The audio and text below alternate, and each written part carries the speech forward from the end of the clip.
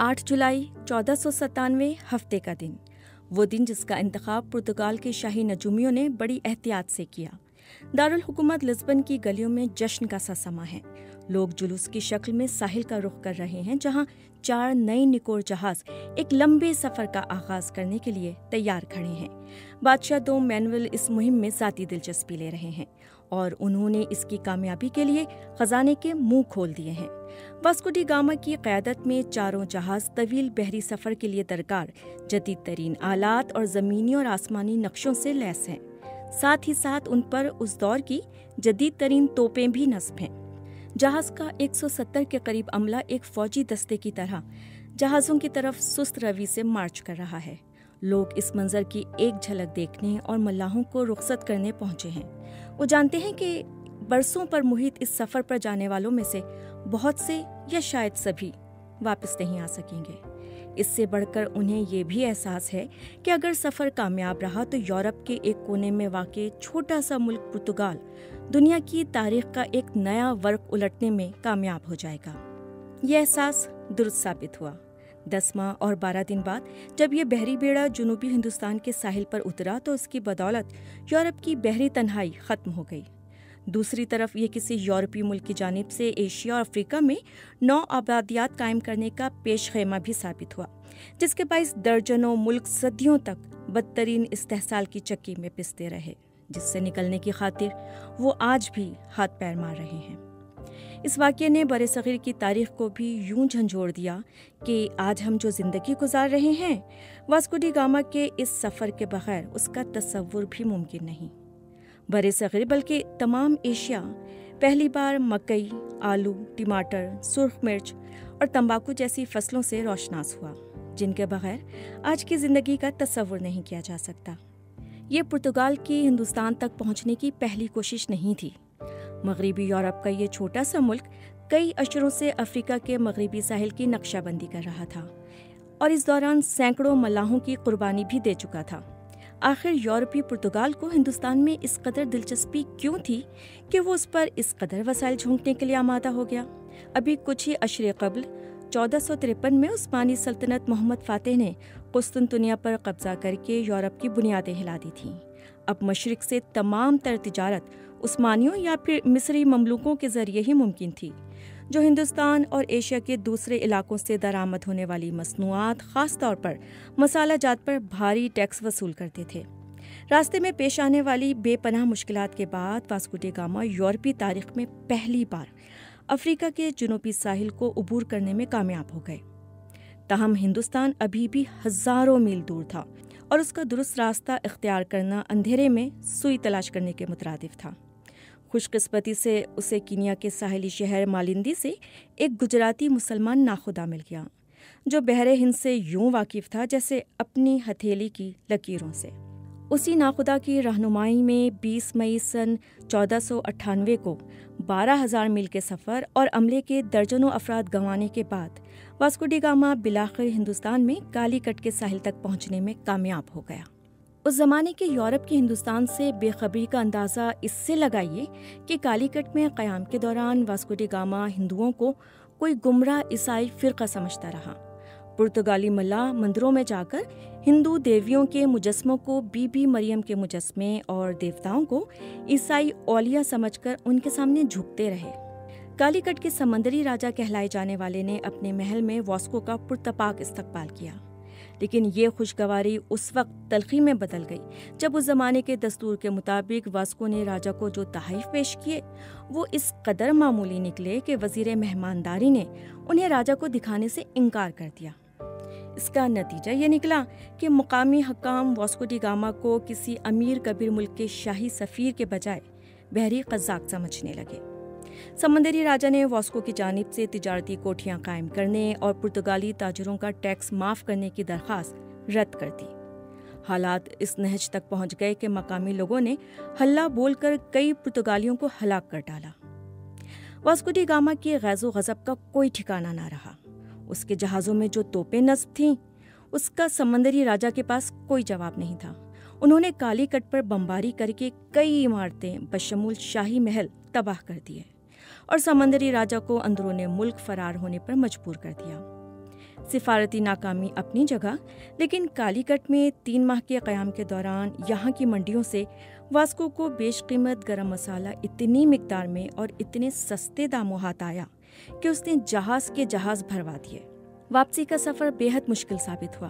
لسبن سے روانگی کے تقریباً ٹھیک 2 سال بعد 10 جولائی 1499 کو 28,000 کلومیٹر کا سفر طے کرنے کے بعد جب پرتگالی بیڑا واپس لسبن پہنچا تو ان کا شاہانہ استقبال کیا گیا۔ یہ الگ بات کہ 170 کے عملے میں سے صرف 54 آدمی زندہ لوٹ پائے تھے۔ شاہ دوم مینول نے یہ بات یقینی بنائی کہ تمام یورپ کو اس کی کامیابی کی فوری اطلاع مل جائے، لیکن سوال یہ تھا کہ ایک چھوٹا سا ملک ہزاروں میل دور سے وسیع پیمانے پر قائم تجارتی نیٹ ورک کیسے توڑ پانے کی امید رکھ سکتا ہے۔ واسکو نے کالیکٹ میں اپنے قیام کے دوران مسلمانوں کے کم از کم 1500 جہاز گنے تھے، لیکن اس نے ایک دلچسپ بات یہ بھی نوٹ کی تھی کہ یہ جہاز اکثر و بیشتر غیر مسلح ہوا کرتے تھے۔ بحر ہند میں ہونے والی تجارت بقائے باہمی کے اصولوں پر قائم تھی اور محصول اس طرح طے کیا جاتا تھا کہ دونوں اطراف کو فائدہ ہو۔ پرتگال ان اصولوں پر کام نہیں کرنا چاہتا تھا۔ اس کا مقصد طاقت کے ذریعے اپنی اجارہ داری قائم کر کے تمام دوسرے فریقوں کو اپنی شرائط پر مغلوب بنانا تھا۔ واسکو ڈی گاما کی آمد کے 6 ماہ کے اندر جب پیدرو الواریس کبرال کی قیادت میں دوسرا پرتگالی بیڑا ہندوستان کی سمت روانہ ہوا تو اس میں 13 جہاز شامل تھے اور اس کی تیاری تجارتی مہم سے زیادہ جنگی کارروائی کی تھی۔ کبرال کو پرتگالی بادشاہ نے جو تحریری ہدایت نامہ دیا اس سے عزائم واضح ہو جاتے ہیں۔ تمہیں سمندر میں مکہ کے مسلمانوں کا جو بھی جہاز ملے اس پر ہر ممکن کوشش کر کے قبضہ کرو، اس پر لدے مال تجارت اور سامان اور جہاز پر موجود مسلمانوں کو اپنے فائدے کے لیے استعمال کرو، ان سے جنگ کرو اور جتنا تم سے ہو سکے انہیں نقصان پہنچانے کی کوشش کرو۔ ان ہدایات کی روشنی میں مسلح بیڑے نے کالیکٹ پہنچ کر مسلمان تاجروں کے جہازوں پر حملہ کر کے سامان تجارت پر قبضہ کر لیا اور جہازوں کو مسافروں اور عملے سمیت آگ لگا دی۔ اسی پر اکتفا نہ کرتے ہوئے کبرال نے کالیکٹ پر 2 دن تک بمباری کر کے شہریوں کو گھر بار چھوڑ کر بھاگنے پر مجبور کر دیا۔ یہی وجہ ہے کہ جب وہ کوچین اور کنور کی بندرگاہوں پر اترا تو وہاں کے راجاؤں تک افسانے پہلے ہی سے پہنچ چکے تھے، اس لیے انہوں نے پرتگالیوں کو ان کی شرائط پر تجارتی مراکز قائم کرنے کی اجازت دے دی۔ کبرال کے مسالہ جات سے لدے جہاز جب واپس پرتگال پہنچے تو جتنے شادیانے لسبن میں بجائے گئے وہ کم تھے۔ اگلی بار جب واسکو ڈی گاما نے ہندوستان کا سفر اختیار کیا تو اس کے تیور کچھ اور تھے۔ اس نے افریقہ کے مشرقی ساحلی شہروں کو بلا وجہ اور بلا امتیاز بمباری کا نشانہ بنایا اور خراج وصول کیے بغیر اور یہ وعدہ لیے بغیر کہ وہ آئندہ مسلمان تاجروں سے تجارت نہیں کریں گے، وہ وہاں سے نہیں ٹلا۔ گن بوٹ ڈپلومیسی بلکہ گن بوٹ تجارت کی اس سے عمدہ مثال ملنا مشکل ہے۔ ہندوستان کے سفر کے دوران جو جہاز اس کے راستے میں آیا وہ لوٹ کر ڈبو دیا گیا۔